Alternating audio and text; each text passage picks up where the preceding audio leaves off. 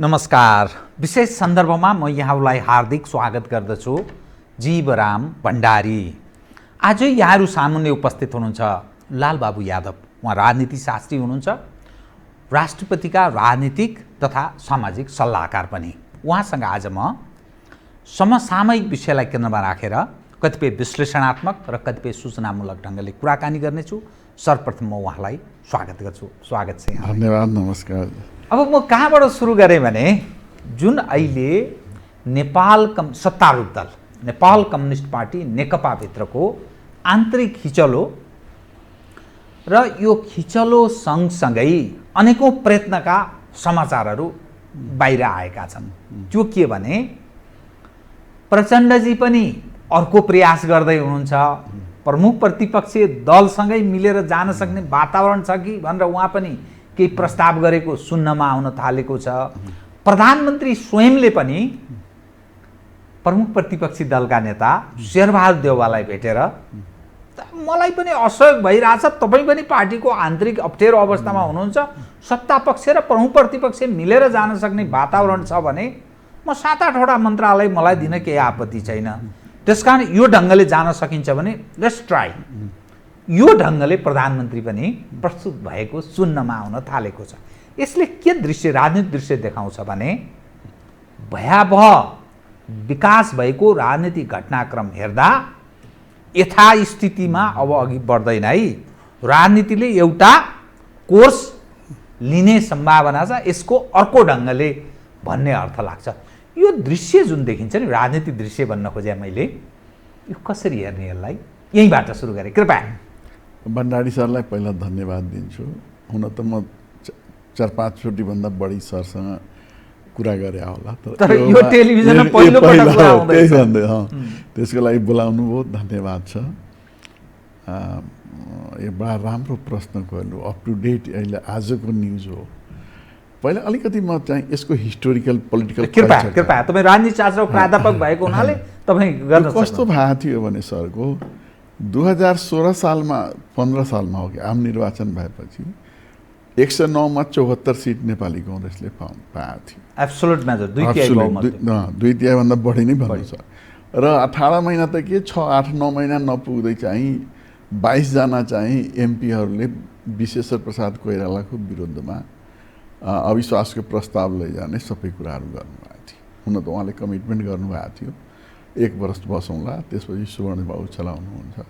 अनि सुवर्णबाबुलाई पनि त्यो बेलाका शासकहरूले तिमी प्रधानमन्त्रीमा अलिकति अगाडि बढौँले साफ डाइरेक्टै भन्थ्यो। संविधान अनुसार त म सक्दैन अब, तर इलिगल चाहिँ अनकन्स्टिट्युसन मात्रै हुन्छ न त उहाँको छ। मैले भन्दाखेरि के हो भने उहाँले बिपी बाबुले पनि भन्नुभएको थियो, तपाईँहरूले मलाई असहयोग गर्नु हो भने अपोजिसनको पार्टी गोर्खा परिषदबाट मैले चाहिँ 19 जना थियो त्यो बेला, उनीहरूसँग भरत शमशेरको, हजुर, उहाँहरूसँग मिलेर म सरकार बनाउँछु। र उहाँले भरत शमशेरको पछि साटगाट कि काङ्ग्रेसमै बिलाउनु भयो र त्यो बेला चाहिँ उहाँले पनि आफ्नो सम्बन्धहरू जोड्नु भएको थियो। अब यसलाई यहीँ छोडौँ। हजुरको दोस्रो चोटि के हो भने 2048 सालमा गिरिजाबाबु प्रधानमन्त्री बन्नुभयो र यहाँलाई म निवेदन गरौँ 36 जना चाहिँ अब्सेन्ट बसेर उहाँको सरकार 74 भयो। उहाँले एउटा कुरा के गर्नु भएन भने अपोजिसनसँग मिल्दैन, यसरी नमिलेर भङ्ग गर्नुभयो। तेस्रो हजुरको म कुरा गरौँ, अल्पमतको सरकार चाहिँ जे होस् एमालेको सरकार बन्यो पहिलाचोटि। हामीले अहिले पनि धेरै के भन्छु भने लोकप्रिय सरकार 9 महिना राम्रो काम गरे, तर त्यो बेलाको हामी चाहिँ मिडियाहरू पढौँ, झलनाथ सर हुनुहुन्छ अथवा साहनाजी हुनुहुन्छ, साना प्रधान बितेर जानुको डकुमेन्ट त छ नि हजुर। अब धेरै सहे यो सरकार कामै लागेन, केही गर्न सकिएन, त्यो बेला पनि आएकै हो हजुरको। शेरबहादुरजी आफ्नै चाहिँ कारणले जानुभएको हो। त्यति मात्र होइन, म हजुरलाई एउटा अर्को पनि म देखाउँछु, अलिकति हिस्टोरिकल हो। त्यो प्रचण्डजी पछि चाहिँ आउनुभयो माधवजी आएपछि यहाँले हेर्नुभयो होला आज अहिले मिलिराख्नु भएको छ। तर यहाँ रिमोट कन्ट्रोल झालबाट आएको भनेको प्रचण्डजीले नै दोष लगाउनु भएको। झलनाथ खनालजीले के दोष लगाउनु, यति भ्रष्ट सरकारलाई अब यो पार्टीले हेल्प गर्दैन भनेको। अब आउँछ झलनाथजी बन्नुभयो। झलनाथजी बन्दाखेरि सबै मतलब अरू त भने उहाँको आफ्नै पार्टीभित्र झलनाथ के अरे माधवजी र केपीजी अहिले हुनुहुन्छ, उहाँ नै उहाँको विरोधमा राखेर उहाँले राजीनामा दिनु पर्यो। बाबुरामको हजुरलाई थाहा छ। अब आयो कि संविधान बनेपछि चाहिँ के हुन्छ भने स्थिर हुन्छन्, पोलिटिकल कल्चर फेरिन्छन्, 2/3 झन्डै आएका हुन् र जुन दिनदेखि आयो भने उहाँले के देखियो भने केपीजीलाई आफ्नै पार्टीभित्र असहयोग भइरहेको। त्यो किन असहयोग किन भयो? होइन, हाम्रो कल्चर त्यो मान्यता के थियो भने यहाँले नै भन्नुभयो यो देशमा विकास हुन नसक्नुको मूलतः 2 कारण। एक, अस्थिर प्रकृतिको सरकार हो, बहुमत कसैको आएन र त्यो बहुमत नआएपछि खालि भागभण्डामा गयो, राजनीतिक अस्थिरता पैदा भयो। एउटा विकास हुन नसक्नुको मूल कारण यो भन्ने दृष्टिकोण राखिन्छ। कस्तो भने हजुरको मैले भन्दाखेरि नेपाली कांग्रेस 2015 सालको निर्वाचन 2/3 पाउनु भएको थियो। 48 सालमा चाहिँ साधारण बहुमत 113 205 मा पाएकी थियो। 2056 सालमा चाहिँ के भयो भने नेपाली कांग्रेसले बहुमतै पाएको हो। कहाँ चलाउन सक्नुभयो? अनि के हो भने हाम्रो पोलिटिकल कल्चर जहाँ पनि कस्तो हुन्छ हजुरको, पोलिटिकल सिस्टमलाई पोलिटिकल कल्चरसँग मिट खाएन भने पोलिटिकल सिस्टम टिक्दैन। जस्तो उदाहरणको लागि भनौँ न, यही पार्लियामेन्ट्री सिस्टम इन्डियामा टिकिरहेछन्, यही पार्लियामेन्ट ब्रिटेनमा रहेछ, नेपालमा पाकिस्तानमा किन टिकिरहेको छैन भने पोलिटिकल कल्चरसँग मिट नखाएको। प्रेसिडेन्ट सिस्टम किन टिकिरहेको छैन? अर्थात् 2007 मा प्रजातन्त्र आएपछि मलाई एउटा हजुर के हो भने प्रधानमन्त्री एकजना हुन्छन्, तर चाहिँ के हुन्छ भने दावेदार सबैजना हुन्छन्, सिट एउटै हो र कुन दिन यसलाई हटेर म जान्छु भनेर भएको।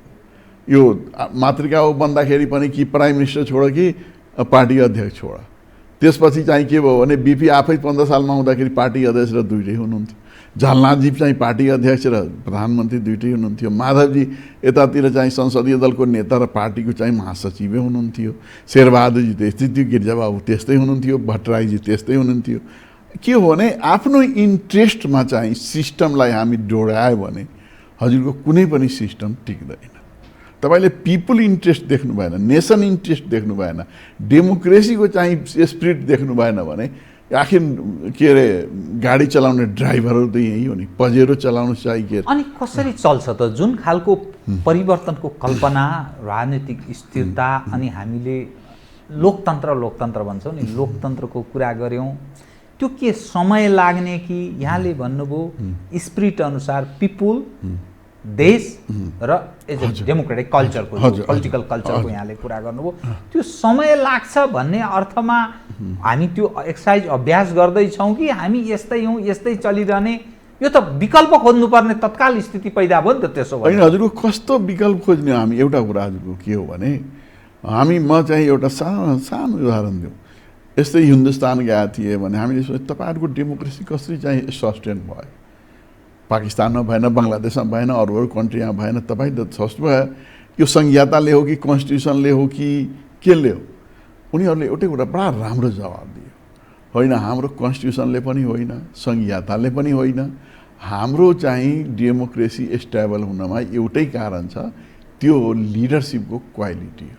त्यो बेलाका लिडर्स चाहिँ नेहरू होस्, पटेल होस्, वाट एभर जो होस्, त्यो बेला शास्त्री होस्, त्यो बेलाका लिडरसिपले पर्सनल इन्ट्रेस्ट होइन, उनीहरू पिपुल नेसनल इन्ट्रेस्टमा।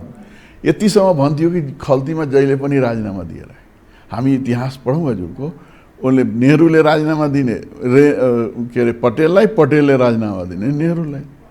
नेहरूले राजीनामा दिँदाखेरि के भनेको छ भने जकि पटेलले पाउनु पर्थ्यो, तिमीले राजीनामा दिने होइन, तिमी व्यक्ति होइन संस्था हो, तिमीले बस्नुपर्छ, चलाउनु पर्छ।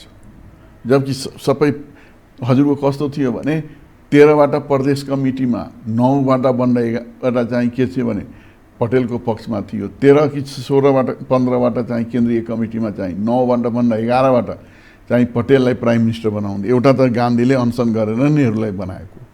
जसलाई चाहिँ के छ प्रधानमन्त्री पाउने हो उसले के भन्यो भने तिमी बस्नुपर्छ, राजीनामा दिएको रायगढ केसमा हो। हाम्रो त के हो भने जुन दिनदेखि बस्यो भने त्यही दिनदेखि यसलाई राजीनामा दिएर आफै जाने हो। कसरी चाहिँ डेमोक्रेसी स्टेबल हुन्छन्, कसरी कन्स्टिट्युसन के अरे स्टेबल हुन्छन् भनौँ न। मैले अहिले त कहीँ शेरबहादुरजी कहाँ दुईटै पक्षले जानु भनेको त के को लागि हो? जनताको लागि हो कि कन्स्टिट्युसनको लागि हो कि डेमोक्रेसीको लागि हो कि नेपालको लागि हो कि व्यक्तिको आफ्नो फाइदाको लागि हो? हामी सत्ता केही छोड्नै नसक्ने, सत्तामा जानै पर्ने, पार्टी अध्यक्ष हुनै पर्ने, प्रधानमन्त्री हुनै पर्ने, मनै हुनुपर्ने भएपछि हजुर कसरी चल्ने हो अहिले?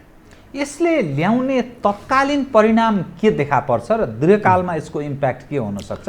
जुन अहिले दृश्य सत्तारूढ दलभित्रको बेमेलको अवस्था, एकले अर्कालाई पाए सिद्ध्याउने हिसाबमै दुवै पक्ष, म यो पक्ष मात्रै भन्दिनँ, एकले अर्कालाई सिद्ध्याउने हिसाबमै छन्।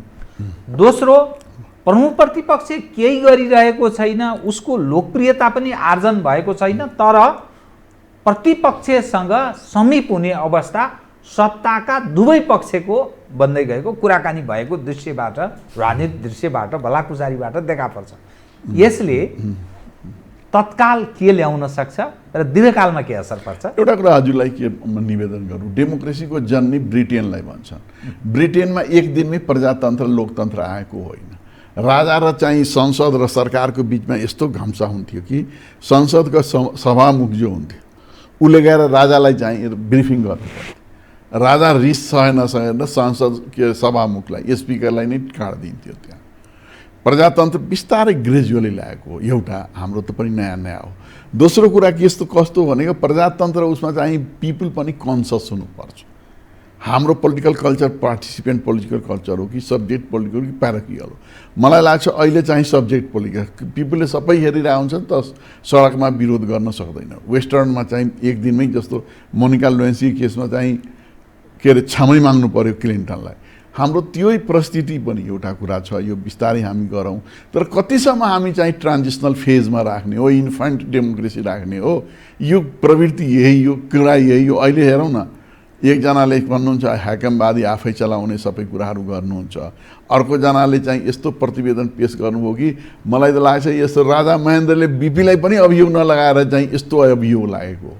अब यसको मतलब के हो भने तिमी हट, यो कस्तो डेमोक्रेसी छ हजुरको? मलाई चाहिँ 2 वर्ष मलाई चलाउनु त 2 वर्ष चलाउनु, के डेमोक्रेसी त्यस्तो चल्ने हो र? तपाईँहरूले लेखा पढेर दिने हो, कन्स्टिट्युसनमा छ राजीनामा माग्ने हो भने तपाईँ राजीनामा माग्ने, तपाईँ त के अरे कन्स्टिट्युसनभन्दा पनि माथि जानुभएको छ। यस्तो त राजाले पनि गरे होइन। सुझाउलाई हटाउँदाखेरि कन्स्टिट्युसन अनुसार जाएर फेस गर भनेको, उहाँ त राजीनामा माग्ने हो। राजीनामा माग्ने पहिला त कन्स्टिट्युसन, म त के भन्छु विधिको कुरा गर्ने, कन्स्टिट्युसनको कुरा गर्ने, तर आफै कन्स्टिट्युसनभन्दा माथिमा हुने चाहिँ। कन्स्टिट्युसनमा छ नि प्रधानमन्त्रीले हटायो भने संसदीय दल के अरे संसदबाट हटायो भने बहुमतले हटाइदियो। प्रधानमन्त्री हटाउने, नयाँ नियुक्त गर्ने सबै छन्। तर तपाईँले विधिवत आफैले राजीनामा माग्ने भने तपाईँले कसले म्यान्डेट दिएको हो? तपाईँले माग्ने भनेको तपाईँ संविधानभन्दा माथि कसले बनाइएको हो? त्यसकारण यो कुराहरू जबसम्म भयो भने तपाईँ बिपी त होइन, बिपीले भनेको थियो संविधान बनेको के हो, म र राजा मिलेपछि, संविधान कागजको खोस्टो त हो नि, म र राजा मिलेपछि त के अरे एक दिनमै संविधान बनाउन सक्छ। त्यो गट्स थियो उहाँमा, के हो भनेको दुःख थियो, उहाँ आफ्नो परिवारभन्दा माथि हुनुहुन्थ्यो उहाँ। मैले बिपी, म नेपाली कङ्ग्रेस पनि होइन, बिपीको समर्थक पनि होइन, भएको कुरा त इमान्दारीसँग बोल्नुपर्छ। विरोध गर्यो मेरो विपक्षको मान्छे, परिस्थितिलाई आफ्नो काबुमा राख्न सक्ने त्यो क्षमता बिपीमा थियो या राजाहरूमा पनि त्यो थियो? राजाहरूको अहिले त म त संविधानका के अरे सदस्य पनि हो, संविधान सभामा यहाँहरूको टक्स पैसा पनि खाएको, कमादेखि फुल स्टपसम्म म यसको कट्टर समर्थक हुँ। केही संविधानमा धेरै कुराहरू तलमाथि छ जो अहिले जनताबाट आइरहेछन्, त्यो त अहिले म भन्न सक्दैन। संविधानको म चाहिँ संविधानको सपोर्टर नै हो, तर यहाँ केही कुरा राजा एउटा कुरा त राम्रो देखिन्छ। के देखियो भने राजा भनेको के हो भने ऊ चाहेर पनि नचाहेर पनि राष्ट्रियताप्रति, राज्यप्रति ऊ जवाबदेही हुन्छ। किनकि राज्य रहेन भने, राष्ट्रको आइडेन्टिटी रहेन, सार्वभौम सत्ता रहेन भने ऊ राज्य नै रहँदैन, चाहेर पनि नचाहेर पनि हुन्छ। हामीले त्यो अनुसार फलो गर्यो भने, नेताहरूले फलो गर्ने भने आज के भोलि नै पनि यो देश चाहिँ स्टेबल पनि हुन्छन्, विकास पनि हुन्छन्, जनता जागरुक भइसकेका छन्।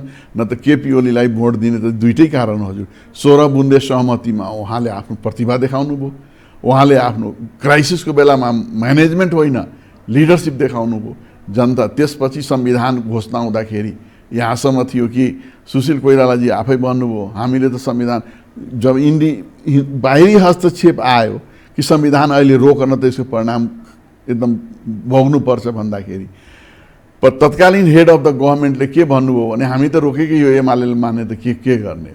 उहाँले संविधान घोषणा भयो, उहाँले पनि नचाहेर संविधान घोषणा हुँदैन थियो, उहाँले डिप्लोमेटिक चाहिँ एप्रोच सुरु गर्नुभयो कि मैले एकातिर भन्ने गर्ने, उहाँको लागि कुनै दाग लगाउने हामीले होइन, तर एउटा कुरा के भने त्यो बेला चाहिँ आँट त गरेकै हो नि केपीले र त्यसको आशीर्वाद जनताले दिएकै हो उहाँलाई। तर दिइसकेपछि उहाँले म्यानेज गर्ने त उहाँको कर्तव्य हो नि, होइन अब के हो भने तिमीले छोड्नै पर्छ। म सर भण्डारी सर त्यहाँ बस्नु भएको छ, तपाईँको अधिकार हो त्यहाँ बस्ने सबै कुरा। म जबरजस्ती आएर तपाईँ कुर्सी छोड्नुहोस् म बस्छु भने त यो त अनकन्स्टिट्युसनल भयो।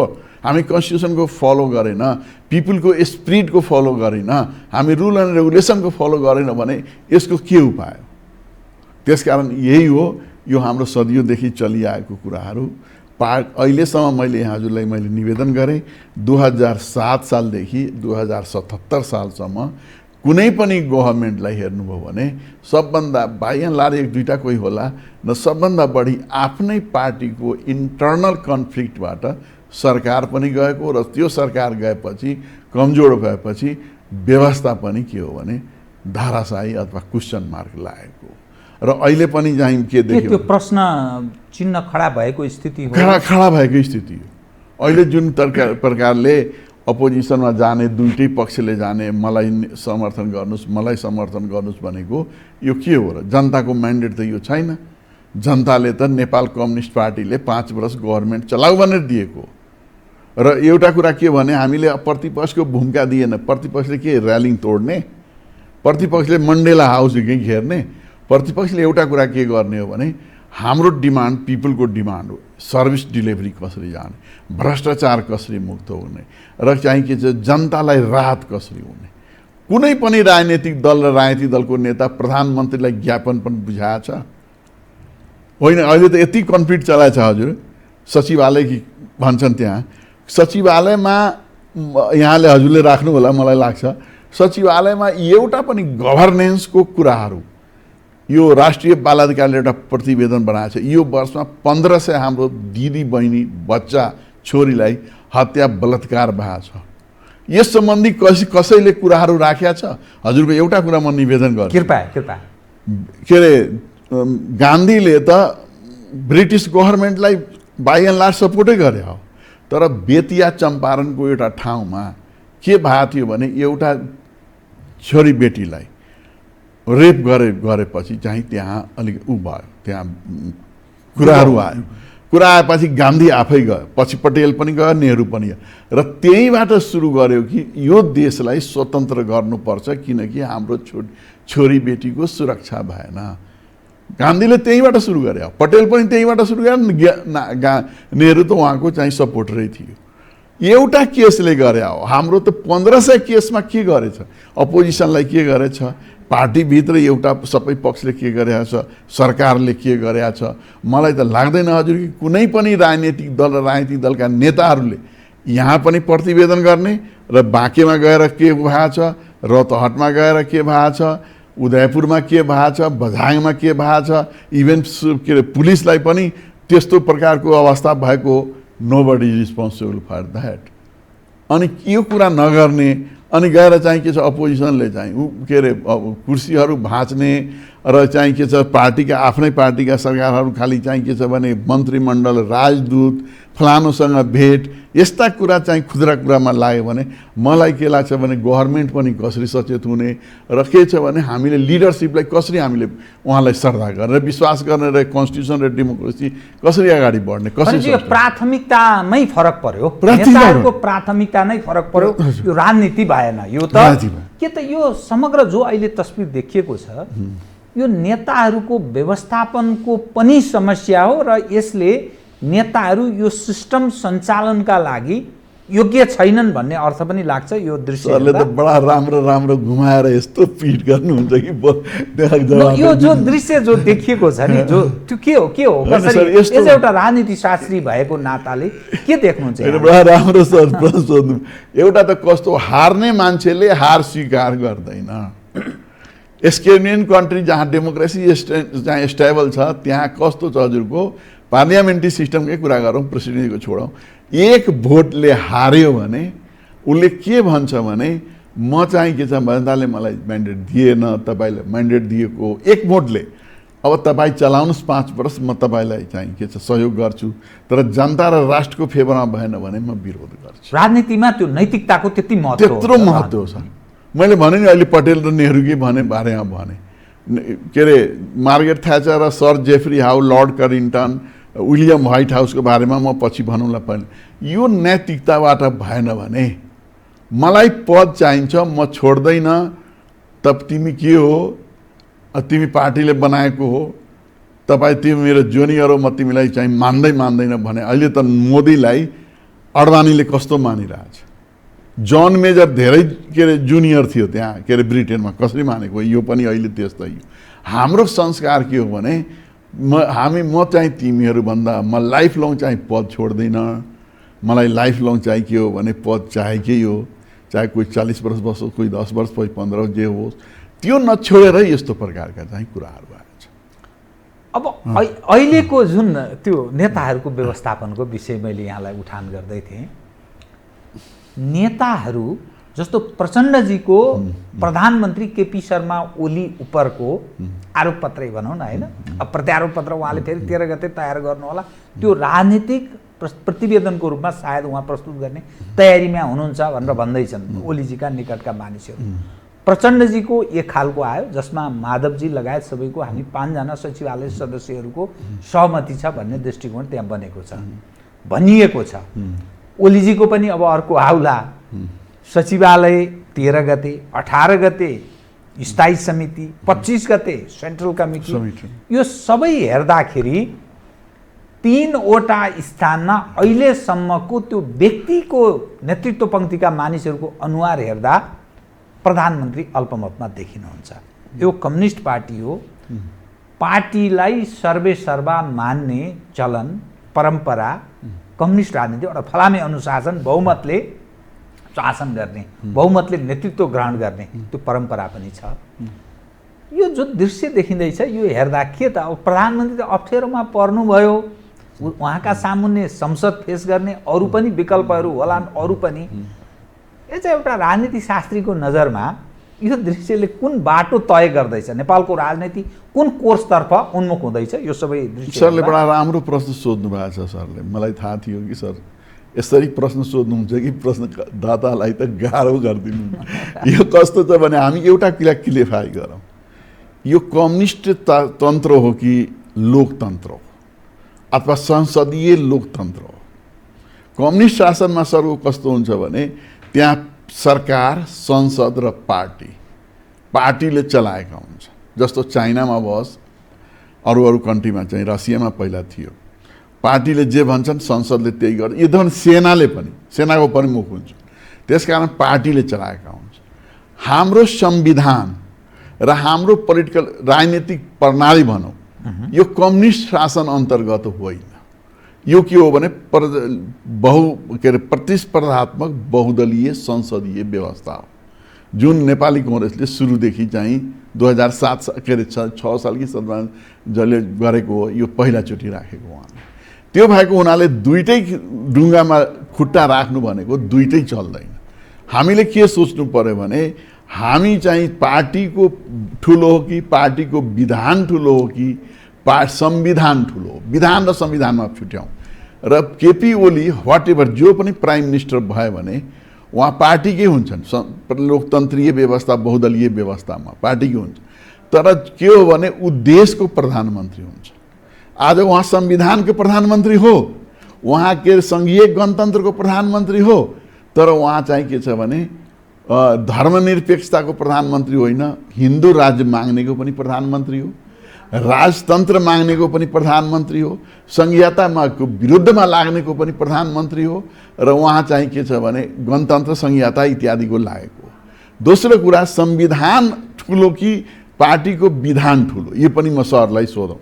यदि संविधान ठुलो हो भने केपी ओलीले के भन्न सक्छन्, बीपीले भने अनुसार उहाँले चाहिँ उहाँलाई हटाउनको लागि संसदमा उहाँको अविश्वास प्रस्ताव गर्ने अथवा संसदीय दलमा उहाँको अविश्वासको प्रस्ताव गर्ने र त्यहाँबाट चाहिँ उहाँले चाहिँ हट्ने कुरा हुन्छ। नम्बर 1। नम्बर 2 चाहिँ योभन्दा अर्को छ भने सरले मलाई सोध्नु होला। दोस्रो, पार्टीको अध्यक्षबाट चाहिँ भन्नुहुन्छ भने पार्टीको अध्यक्षबाट राजीनामा गराउने यो 5 सेक्रेटेरिएट होइन। एउटा त संविधानमा हामीले समावेशीको कुराहरू सबै चलाए, माओवादी र एमालेहरू सबै चलाएको हो, तर त्यो बेला संविधान समावेशी के हो, सेक्रेटेरिएटमा 9 जनामा कतिजना मधेसी छ, कतिजना दलित छन्, कतिजना महिला छन्। समावेशी आफै खोज्ने, संविधान अनुसार चल्ने, आफै चाहिँ के अरे संविधानको उल्लङ्घन गर्ने एक हो। यो यही होइन, काङ्ग्रेसमा पनि त्यही हो। त्यसकारण के हो भने उहाँले चाहिँ पार्टीबाट, अध्यक्षबाट राजीनामा कुराहरू उठाउन सक्छन्, माग्न सक्छन्। तर संविधानको हामी विधान पढौँ, पार्टीका अध्यक्ष भनेको राजीनामा दिने अथवा हटाउने एउटै हो, त्यो केन्द्रीय कमिटी हो कि महाधिवेशन हो। अहिले र हामीले पढेको विधानमा के देख्छु भने सबभन्दा सर्वोच्च संस्था त महाधिवेशन हो, त्यसपछि केन्द्रीय कमिटी हो, त्यसपछि के अरे यी कुराहरू स्थायी कमिटी र के आउँछन् भनेर हामी त सेक्रेटेरिएटलाई ठुलो मानिरहेछौँ र हाम्रो विधानमा भएको कुरा पनि हामी मानेका छैन। महाधिवेशन पूर्व हजुर संसदले चाहिँ प्रधानमन्त्रीलाई हटाउन सक्छ, तर पार्टीको सचिवालय, स्थायी समिति र सेन्ट्रल कमिटीले मात्रै प्रधानमन्त्रीलाई हट्नुपर्छ भन्यो भने प्रधानमन्त्री बाध्य हुनुहुन्न, अरू विकल्प प्रयोग गर्न सक्नुहुन्छ। यदि प्रधानमन्त्री हजुर हट्नुभयो भने उहाँ संविधानको उल्लङ्घनकर्ता सबभन्दा पहिला प्रधानमन्त्री हुनुहुन्छ। उहाँले स्वेच्छाले मैले राजीनामा दिएँ भने यस्तो यस्तो भने त्यो अर्को कुरा हो, तर पार्टीको प्रेसरमा, मलाई सचिवालयको प्रेसरमा मैले राजीनामा दिएँ भने उहाँले कन्स्टिट्युसनको विरुद्धमा जान्छ। म एकचोटि एउटा उदाहरण दिउँ। कृपा। यो जर्ज वासिङटनको चाहिँ कुराहरू आयो। उहाँ चुनाव जित्नुभयो, एकचोटि बस्नुभयो, उहाँ त धेरै पपुलर हो। उहाँले भन्नुभयो म चुनाव लड्दैन, धेरै विरोध भयो, यो संहितामा पनि कन्फ्लिक्ट भयो, त्यो बेला त सिभिल वार हुने के हुने, उहाँ चाहिँ चुनाव तपाईँहरू लड्नु, सधैँ मैले के लड्ने भनेर उहाँले गर्नु। पार्टीले, जनताले मानेन, पार्टीले नै मानेन, पार्टी त दियो उहाँको समर्थनहरू। के भन्यो भने तिमीले चुनाव लड्नै पर्छ, तिमी व्यक्ति होइन, तिमी संस्था हो। जर्ज वासिङटन भनेको हाम्रो देशको एउटा चाहिँ एसेट हो, त्यसकारण तिमी चुनाव लड्नै पर्छ, तिमीले आफ्नै डिसिजन दिनु हुँदैन। अनि उहाँले एउटै प्रश्न राख्नुभयो, ठिक छ मलाई एकचोटि चुनाव लड्न देऊ, त्यसपछि दोस्रोचोटि मलाई प्रेसर नगर। छ त्यस्तो यहाँ हजुरको? नेहरूले मैले भने राजनेता, त्यो मुलुकको एउटा राष्ट्रिय एउटा त्यस्तो व्यक्तित्व त्यति मात्र होइन। अहिले सर हिजो मलाई साथ सोध्नु होला सुरेन्द्रजीको कुराहरू पनि सायद मलाई लाग्छ नसोध। त्यति मात्र होइन, मण्डेलालाई हेरौँ न सर, 27 वर्ष जेलमा एक टर्म भएपछि म खान्न चाहिँ उसले भन्यो तपाईँले खानुपर्छ, होइन म खान्न। र त्यति होइन, जब उहाँले लास्ट डेमा संसदमा भाषण गर्नुभयो, न मेरो कहीँ घरबार छ, न मेरो परिवार छ, म भोलि कहाँ जान्छु, कहाँ बस्छु मलाई नै थाहा छैन, सारा संसदलाई रुलाइदिनु। बडा राम्रो तपाईँले एउटा उदाहरण दिँदै हुन्छ। जर्ज वासिङटन, चर्चिल, बेलायतको चर्चिल हामी उदाहरण दिन सक्छौँ, महात्मा गान्धी। अनि पछिल्लो पुस्ताको हेर्ने हो भने नेल्सन मण्डेला। तत्पश्चातको नेताहरूको त्यो वाइड त्यस्तो व्यक्तित्व कहाँ अहिले पाउने? बडा कठिन अवस्थामा विश्व रुमल्लिरहेको छ, त्यो दृश्य हामी सर अहिले नै हेर्नु, अडवाणी त उहाँको चाहिँ अडवाणीको चाहिँ व्यक्ति हो नि, उसलाई गुजरातमा उसले म राजनीतिमा जान्न, म मुख्यमन्त्री खान्न, मलाई अनुभव छैन, म मन्त्री कहिले खाएको छैन।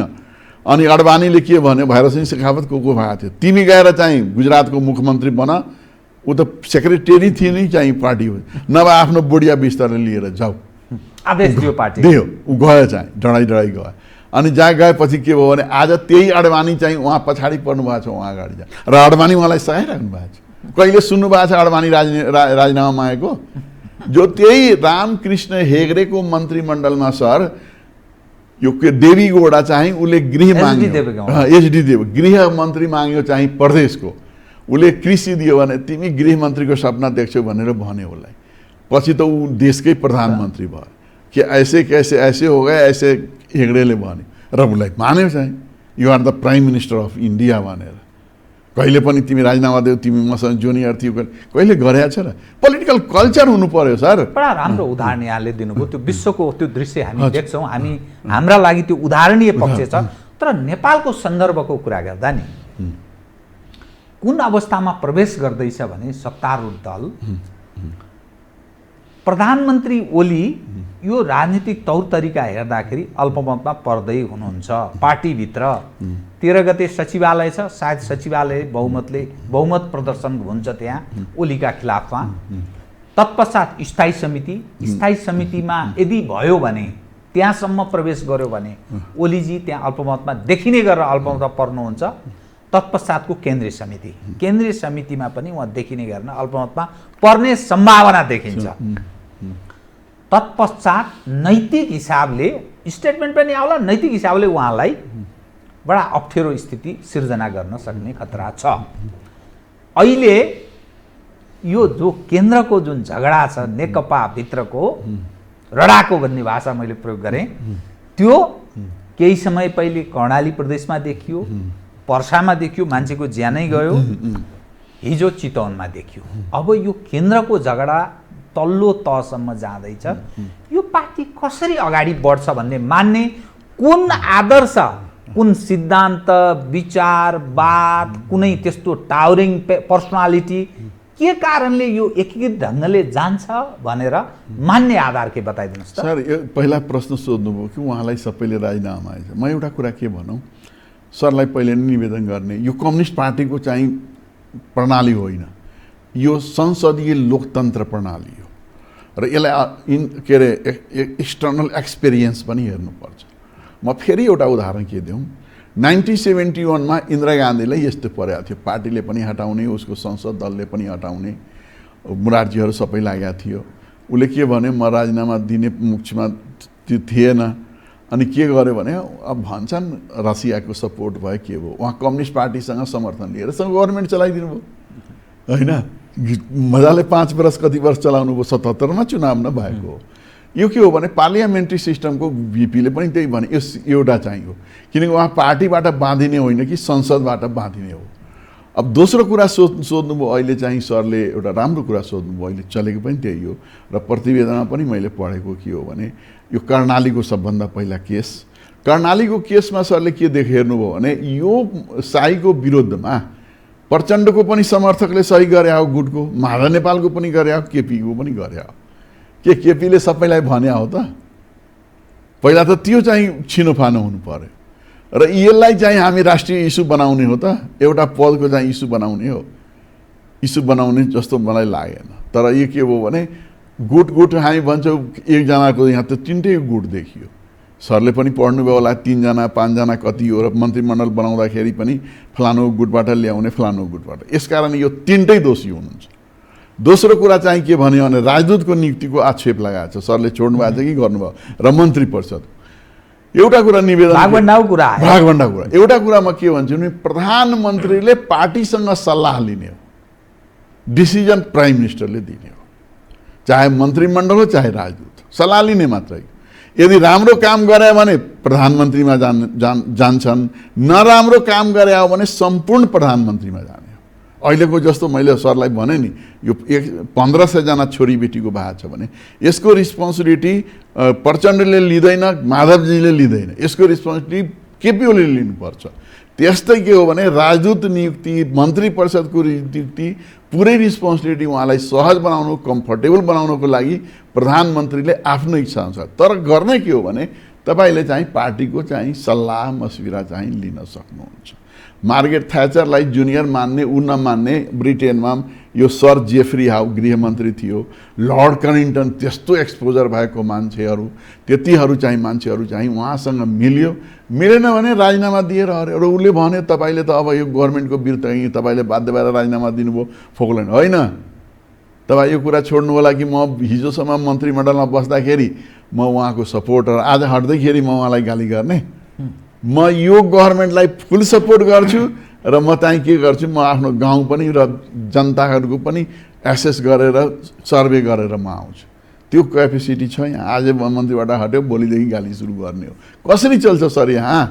दोस्रो कुरा यहाँले सोध्नुभयो होला, हिजो सुरेन्द्र पाण्डे, त्यो गलत हो सर।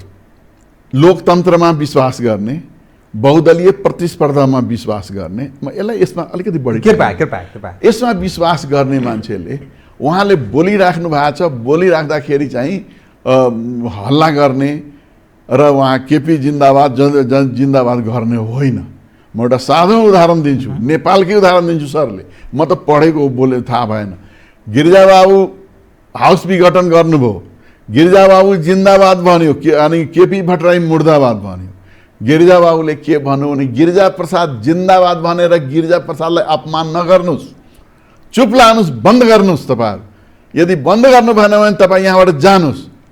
तर यस्ता कुरा केपी भट्टराई मुर्दाबाद र के अरे गिरिजा प्रसाद जिन्दाबाद नभन्नुहोस्।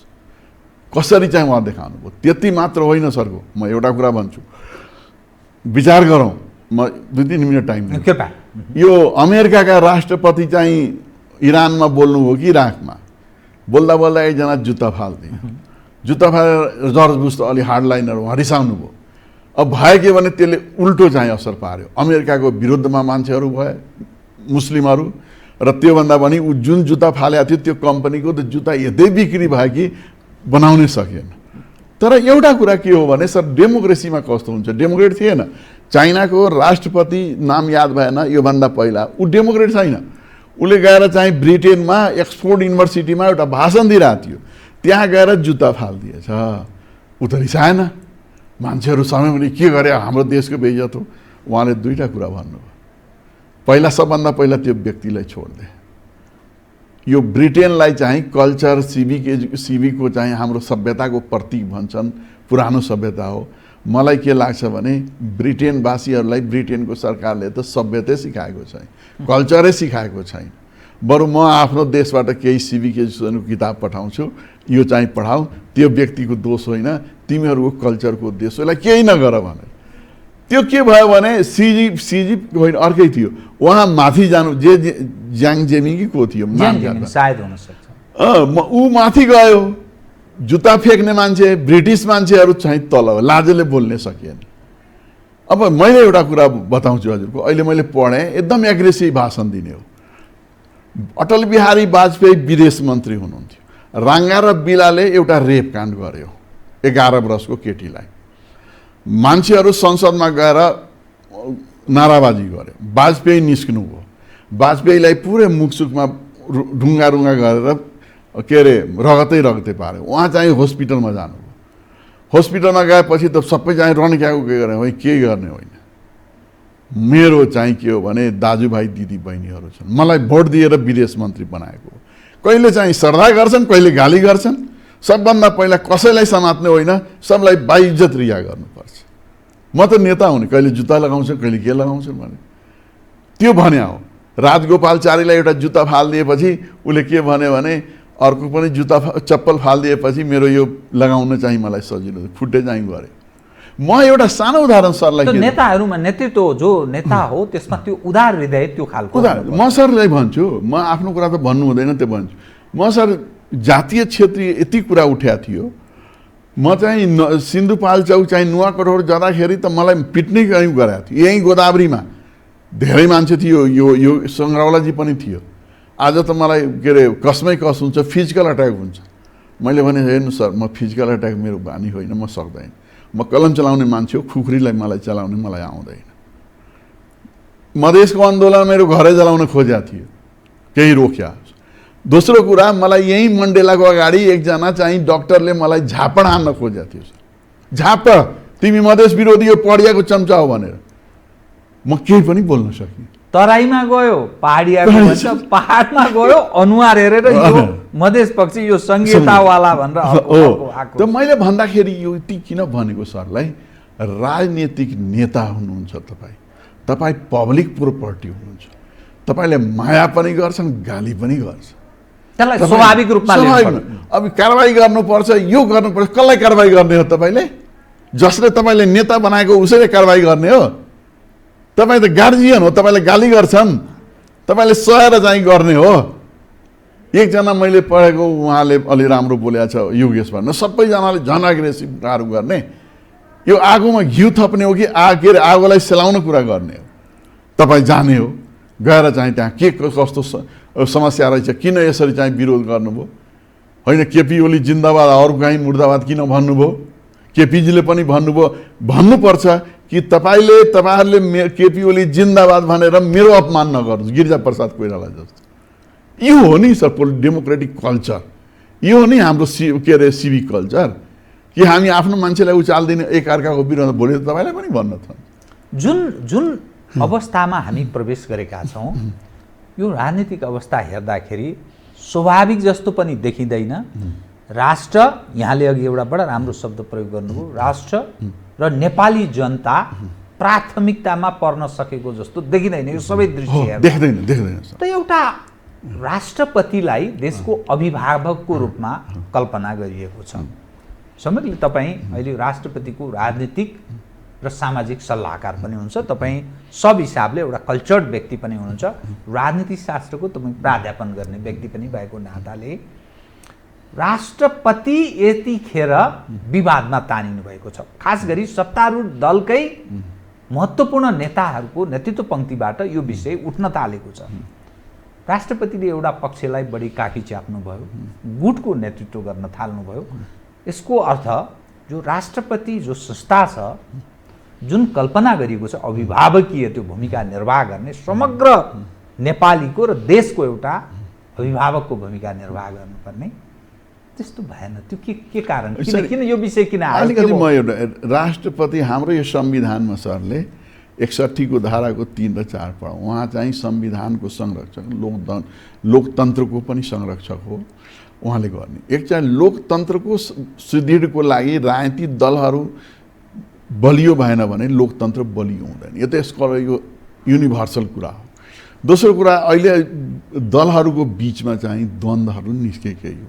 तेस्रो कुरा सरलाई के भनौँ भने अहिलेसम्म विश्वमा जहाँ पनि कोही पनि मलाई बताइदिनुहोस् ऊ राजनीतिक दलको चाहिँ व्यक्तिबाट चाहिँ उसले चुनाव जानेर राष्ट्रपति बन्या हुन्छ, बनेपछि चुनाव के अरे ऊ चाहिँ अलग हुन्छन् पार्टीबाट। दोस्रो कुरा, मैले कहीँ एउटा निवेदन गरेँ, चाहे नेपाली कांग्रेस होस्, चाहे राप्रपा होस्, चाहे राजपा होस्, सरले कहीँ एउटा बताइदिनुहोस् यो राष्ट्रपति महोदयको विरोधमा अथवा उहाँले पार्टी खेल्नु भएको छ भने बताइदिनु। दोस्रो कुरा, म उहाँलाई यहाँको प्रश्नको म जवाब दिन्छु सर। एउटा कुरा के हो भने आफै राष्ट्रपति महोदय कहाँ जाने, आफ्नो कुरा आफै भन्ने र यहाँ बाहिर आएपछि त्यही मान्छेले कुरा के फिजाइदिने कि मलाई त राष्ट्रपतिले बोलाए थियो, म त कहाँ जाने हो भने।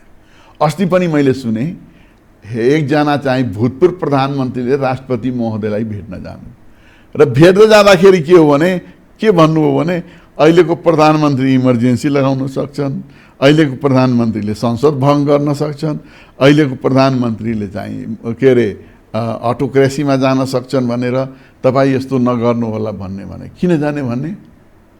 राष्ट्रपतिलाई भन्न जाने हो र? उहाँले संविधान पढेको होइन। म एउटा कुरा भन्छु, यो कल्चर अहिलेदेखि होइन सर। 2051 सालमा जब गिरिजा प्रसादलाई, त्योभन्दा पहिला अहिले सुन्न थालेको छु, पढ्न थालेको छु, गिरिजा प्रसाद प्रधानमन्त्री भयो भने कुन नेता नेपाली कांग्रेसको अथवा चाहिँ एमालेका नेताहरू राजाको पश्चिम ढोकामा भेटेर यो सरकारलाई हटाउनु पर्छ भनेर भने होइन?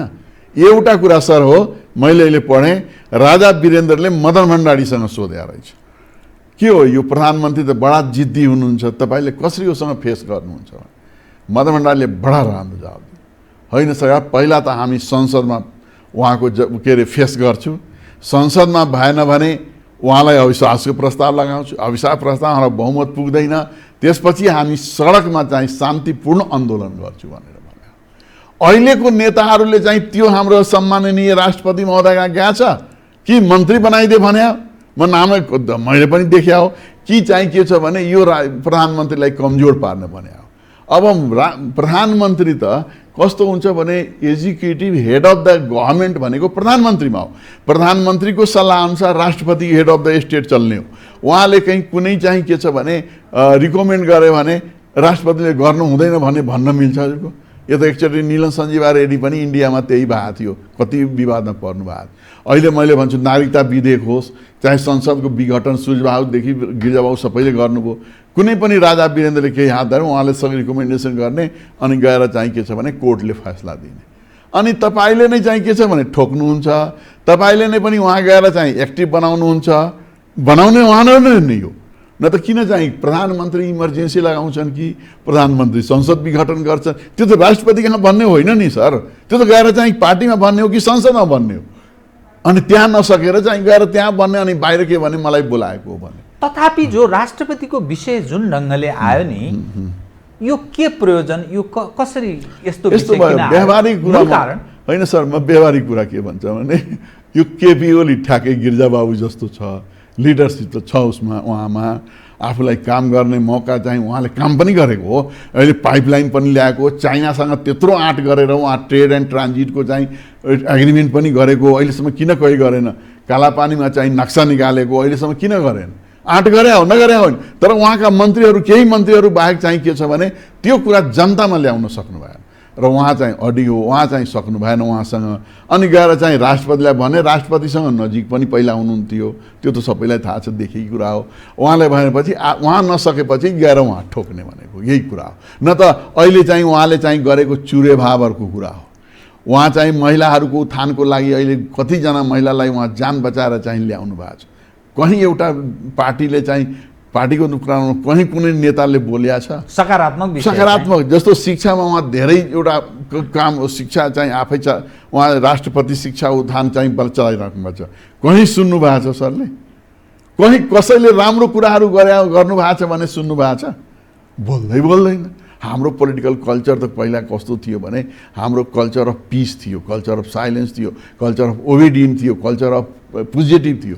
अहिले त हरेक कुरा नेगेटिभमा गइरहेको छ। तथापि म तपाईँसँग अब दुई विषय उठान गर्छु। तथापि एज जो राष्ट्रपतिलाई संविधानको संरक्षक, हजुर, मुलुकको एउटा अभिभावक साह्रो गाह्रो अप्ठ्यारो पर्यो भने राष्ट्रपतिलाई संविधान त प्रत्याभूत भएका केही अभिभावकीय भूमिका निर्वाह गर्ने अधिकार पनि प्रत्याभूत छ।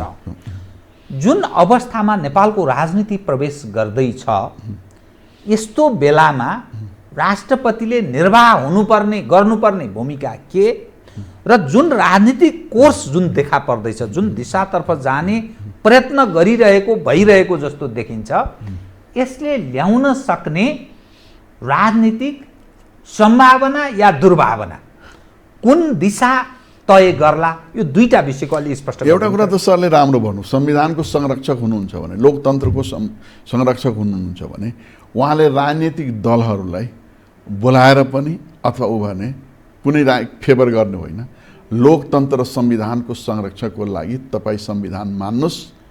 लोकतन्त्रको चाहिँ के छ भने केही सिस्टमहरू छन्, त्यसलाई फलो गर्नुहोस्। तपाईहरु आपसमा चाहिँ बाजाबाज नगर्नुहोस्, यसले लोकतन्त्र कमजोर हुन्छन्। तपाईले जे जस्तो गर्ने हो भने सरकारको विरोधमा गर्ने हो अथवा पार्टी भित्र गर्ने हो भने तपाईको चाहिँ के छ, संविधान छन्, त्यो अनुसार जानुस् भनेर राष्ट्रपति महोदयले भन्न सक्ने उहाँको अधिकार पनि हो, कर्तव्य पनि हो। सबैलाई मिलन बिन्दु उहाँले गर्ने। जस्तो उहाँले देखाउनु पनि कालापानीको इस्युमा सबैलाई बोलाएर धन्यवाद, कसैले त भन्छ अन्नपूर्णाबाटै कहाँ डिनेर आएको थियो, एउटा चिया बाहेक केही दिएन यो अहिलेको बेलामा। त त्यो कुरा गर्ने अहिले पनि उहाँले के उहाँले गर्नुहुन्छ, यो संविधानको संरक्षण, यो संविधानलाई चाहिँ हामी कन्टिन्यू गरौँ। किनकि हामी 70 वर्ष 2007 सालदेखि अहिलेसम्म हामी के थियो भने संविधान सभाबाट संविधान बनाउने नेपालको इतिहासमा पहिलाचोटि। यो संविधान संरक्षण भएन भने डेमोक्रेसी टिक्दैन। त्यसकारण चाहिँ डेमोक्रेसी टिकाउने यो पोलिटिकल पार्टीहरू, लिडरहरू तपाईहरु पजेरो हाँक्नुहोस् या स्कर्पियो हान्नु, गएर ठोक्नुहुन्छ भने केही उ छैन।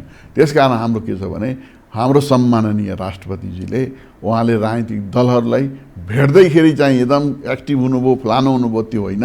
यो चाहिँ के छ, राजनीतिक दलहरूलाई एक भएर संविधानको अक्षरशः पालना गर्दै तपाईहरु अगाडि बढ्नुहोस्। संविधान प्रधानमन्त्रीलाई हटाउने हो भने संसदबाट उहाँलाई हटाउनुहोस्, किनकि यसमा लेखेकै संसद हो। व्यक्ति एउटा कस्तो छ हजुरको, मैले भन्दाखेरि विद्वानहरूले भन्छन् तपाईको धार्मिक कानुन हो, सामाजिक कानुन हो या पार्टीको कानुन हो, यो सबै कानुनहरू संविधानको मूल कानुनभन्दा माथि हुँदैन। त्यो बाझिएको कानुनहरू यसको अगाडि गएर अमान्य भएर जान्छ। त्यसकारण पहिला नेताहरूले यो मान्नु पर्यो। तपाईलाई गभर्नमेन्टको विरोधमा लाग्नु भएको छ भने संविधान अनुसार हटाउनु पर्यो। र दोस्रो कुरा चाहिँ यहाँले भन्नुभयो यो दुर्भाग्य हुन्छ नि यसो गऱ्यो भने, एउटा कुरा त फेरि निवेदन गरौँ, यो कस्तो प्रकारको चाहिँ दुर्भाग्य हुन्छ भने घटनाले देखाएको हो सरको। यही प्रकारको खिचातानी 2016-17 सालमा भयो। 2/3 भन्दा बढी बहुमत विश्वेश्वर प्रसाद कोइराला जस्तो स्टेट्सम्यान उहाँ जानुपर्ने भयो। दोस्रो कुरा चाहिँ गिरिजाबाबुले स्टेबल गभर्नमेन्टले पनि जानुपर्ने भयो। अनि 51 सालमा 56 सालमा आउनुभयो, उहाँले चाहिँ राति 10 बजे शेरबहादुरलाई आफ्नै पोलिटिकल कारणले संसद विघटन गर्नुभयो र देशमा चाहिँ सक्रिय शासन व्यवस्था, जनताको रैती फेरि बन्नु पर्यो। अब म एउटा कुरा के भन्छु, यो संविधानको स्पिरिटभन्दा बाहिर गयो भने यो सरकार चाहिँ यसरी सरकार पनि गयो र विरोधीहरूले पनि गर्न लगायो भने मलाई लाग्छ जस्तो चाहिँ राजा वीरेन्द्र कहाँ जाने र यो सरकारलाई हटाउने, हाम्रो सम्माननीय राष्ट्रपतिजीले यहाँ जाने र यो सरकारको विरोधमा जुन अहिले भन्या छ इमर्जेन्सी नलगाउनु, संसद भङ्ग नगर्नुहोस्, यो नगर्नुहोस् भनेर जुन कुराहरू आइरहेछन्, अब त्यो हो कि होइन, किनकि हामी त त्यहाँ मिडियाले सुनेको। यो भयो भने कस्तो हुन्छ भने डेमोक्रेसी प्याराडक्स डलड्रममा हुन्छ। तर हिजो राजा थिए एउटा पावर सेन्टरको रूपमा, अब राज संस्था छैन, देशमा गणतन्त्र छ। प्रधानमन्त्रीले आफूलाई अप्ठ्यारो पर्यो भने सहज काम गर्ने वातावरण सत्तारूढ दलभित्र दिएन भने प्रधानमन्त्रीको प्रेडिकेटिभ राइटको विशेषाधिकारको कतिपय मानिसहरू प्रयोग गर्न सक्ने कुरा गर्छन्। त्यो बेलायती डेमोक्रेसी वेस्ट मिनिस्टर सिस्टमको एउटा अलिकति विशेषताको रूपमा पनि हेरिन्छ। संसदीय जान मिल्दैन सर, त्यो प्रयोग गर्न सक्ने खतरा छ भनेर सत्तारूढ दलभित्रैबाट त्यो विषय उठिरहेछ। त्यही विषय त मैले भने, तर त्यो हाम्रो सम्माननीय राष्ट्रपति संवैधानिक भएको हुनाले उहाँले यो रिस्क लिनु पनि हुँदैन, लिँदो पनि लिनुहुन्न। किनकि मैले यहाँलाई निवेदन गरेँ नि, राजा वीरेन्द्र त लिएन, सबै कुरा चाहिँ गर्ने। हाम्रो यो संविधानमा लेखिया छ कि यो संविधानमा के अरे हाम्रो मन्त्री परिषदको सल्लाह अनुसार राष्ट्रपतिजीले गर्ने हो। अब उहाँले रिकमेन्ड गरेपछि त उहाँलाई गर्नै पर्छ। एउटा सानो उदाहरण, प्रधानमन्त्रीले रिकमेन्ड गर्नुभयो भने राष्ट्रपतिले गर्न बाध्य कसरी छोड्ने जस्तो भन्नु न हजुरको। यो त संविधानको कुरा हो, डेमोक्रेसी कुरा, व्यक्तिगत कुरा पनि हो। हामी त पार्लियामेन्ट्री सिस्टम ब्रिटेनबाट लिएको हो नि। एडवर्ड 8th राजा थियो 1935 मा। उहाँले कहीँ बाहिर जाँदै हुनुहुन्थ्यो, राजा के अरे सिम्सन नामको एउटा केटी देख्नु अफेयर भयो। दुईवटा श्रीमान पहिले छोडिसकेको, क्याथोलिकको, उहाँको जात पनि नमिल्ने, एउटा छोरीको आमा। अनि यो संसदमा उठेपछि बाल्डविन प्रधानमन्त्रीले के मलाई त यो थाहा भएन, म सोध्छु राजालाई सोधे, राजाले हो मेरो अफेयर छ। उसले राजाले भनेछ, प्रधानमन्त्रीले व्यक्तिगत कुरा राजालाई सोधेछ भनेछ। तपाईँले दुईवटा कुरा गर्नुपर्छ। हाम्रो संविधानमा, हाम्रो चाहिँ कल्चरमा यो कुरा छैन। तपाईँले कि त्यो केटीलाई छोड्नुपर्छ कि राज संस्थालाई छोड्नुपर्छ। संसदमा म जवाब दिन्छु। संसदमा आयो भने म यस्ता एउटा त के 8बाट चाहिँ के छ राजगद्दी छोडेर म सिम्सनसँग बिहा गरेँ, छोड्नै पर्छ। व्यक्तिगत कुरा त छोड्नु पर्यो भने यो त चाहिँ के यो संविधान अनुसार राष्ट्रपतिले कुनै पनि त्यसो भए एक्टिभ तपाईँहरूले गराउनुहुन्छ। नेताहरूले सरलाई प्रधानमन्त्रीले गरेको सिफारिसलाई उहाँ बाध्य हुनुहुन्छ, चाहे संसद भङ्ग होस् या कुनै पनि प्रधानमन्त्रीले ल्याउने प्रस्तावलाई उहाँ बाध्य हुनुहुन्छ। होइन, बाध्य भएको भने शेरबहादुरजीले यो 7वटा प्रदेश प्रमुख नियुक्ति गर्नुभयो। त्यो संविधान अनुसार हुँदैन, स्पिरिट अनुसार, लोकतन्त्रको स्पिरिट हुँदैन। उहाँ त जनताबाट चुनाव हारिसक्नु भएको थियो, तर चाहिँ के गर्नुभयो उहाँले, चाहिँ के छ उहाँले 7वटा नियुक्ति गर्नुभयो। राष्ट्रपति महोदय के भन्नुभयो, अहिले गरिन भने के भन्छ भने यो पार्टीलाई फेभर गर्यो, के गर्यो। उहाँले चाहिँ प्रधानमन्त्रीले रिकमेन्ड गर्नुभयो, उहाँले चाहिँ अनुमोदन गरिदिनु भयो। एउटा आधा मिनटमा एउटा जवाब दिनुहोस् है त। म त्यो विषय अलि पछिल्लो यो ताजा परिस्थिति, भारतका 2जना महत्त्वपूर्ण मानिसहरू आए। रका प्रमुख आउनुभयो पहिले, तत्पश्चात भारतीय स्थल सेना अध्यक्ष नरवाणे आउनुभयो। अब 11 गते भारतीय परराष्ट्र सचिव नेपाल आउँदै हुनुहुन्छ। 14 गते सुन्नमा आएअनुसार, अनौपचारिक रूपमा सुन्नमा आएअनुसार चीनका रक्षा मन्त्री नेपालमा आउँदै हुन्छ। यो बडा महत्त्वपूर्ण ढङ्गले छिमेकी देशका महत्त्वपूर्ण व्यक्तिहरू यहाँ आउँदैछन्। के एउटा अर्थपूर्ण भिजिट हो यो कुनै के सङ्केत गर्छ सर? यसलाई हामी पोजिटिभ लिने हो कि नेगेटिभ लिने? एउटा कुरा के भने यो केपी ओलीको पाला, म केपीलाई चाहिँ समर्थन गरे होइन।